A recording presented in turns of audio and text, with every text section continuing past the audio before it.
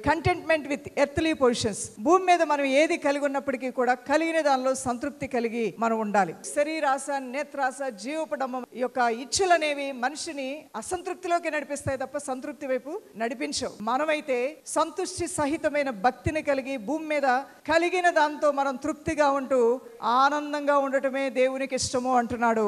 మనము కలిగిన దానిలో హ్యాపీగా ఉందాం.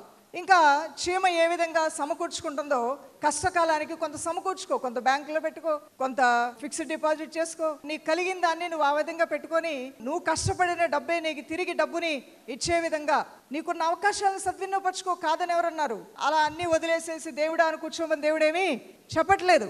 నీకు కలిగిన దాన్ని నువ్వు ఒక దగ్గర ఇన్వెస్ట్ చేసుకుంటావో, దానిలోంచి వచ్చే డబ్బుతో నువ్వు జీవిస్తావో అది నీ ఇష్టం. అది ఏ మాత్రమూ తప్పు కాదు, పాపం కాదు. మన బ్రతుకు ఇంకొకళ్ళ మీద ఆధారపడకుండా మన జీవితం మనం జీవిస్తూ తృప్తిగా మనం బ్రతుకుతూ ముందుకు సాగటానికి మినహాయిస్తే మనం వెళ్ళేటప్పుడు చేతికి పెట్టుకుని ఉంగరం కూడా ఎవరు తీసుకెళ్లేది లేదనమాట.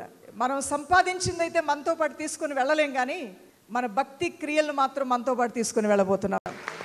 అది గ్రేటెస్ట్ సీక్రెట్ అనమాట.